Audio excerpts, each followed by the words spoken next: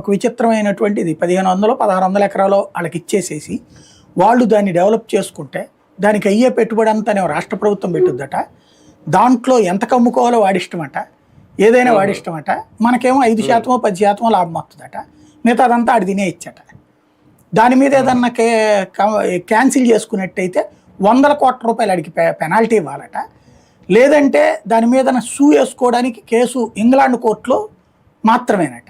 మన దేశపు రాజ్యాంగం ఏమైపోయింది, మన దేశపు సార్వభౌమాధికారం ఏమైపోయింది, మన దేశం కోర్టులో కాకుండా కేసు ఇంగ్లాండ్ కోర్టులో తేల్చుకోవాలట. అట్లాంటిది ఆ రోజున మనం కుదుర్చుకుని ఒప్పందం. ఒక రకంగా చెప్పాలంటే దేశద్రోహం అది. మన దేశంలో మన రాష్ట్రంలో జరిగేదాన్ని తీసుకెళ్ళి బ్రిటన్ కోర్టు ఎవడు జడ్జిమెంట్ ఇవ్వడానికి? ఎక్కడ చట్టాల ప్రకారం చల్లదని చెప్పడం ఏంటి? మనం అట్లాంటి ఒప్పందం చేసుకోవడం ఏంటి? అట్లాంటి చొక్కా పట్టుకుని వెనక్కి పంపించాడు జగన్మోహన్ రెడ్డి. మీరెవర్రా, మీరు ఫ్రీగా ల్యాండ్ తీసుకోవడం ఏంది, వాడి ఇష్టం వచ్చిన రేటుకి ఆడమ్ముకోవడం ఏంది? అదే ఉంటాడు ఇండస్ట్రీలు తెస్తాడు. ఇప్పుడు కూడా ఎవడొద్దన్నాడు నీకు? తీసుకురా. ఇప్పుడు బ్రోకర్కే కదా, బ్రోకర్కి కావాలంటే బ్రోకరేజ్ పేమెంట్ చేద్దాం.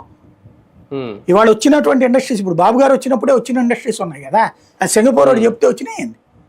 మన దేశంలో మనం చేసి బాబు గారు ఆ క్వాంటమ్ వ్యాలీ అన్నారు, డైరెక్ట్గానే వస్తున్నారు కదా ఇక్కడికి. లోకేష్ పట్టు రాలేదా, బాబు గారు పట్టు రాలేదా? మధ్యలో ఆ సింగపూర్ని ఇన్వాల్వ్ చేయకపోవడమే మంచిది.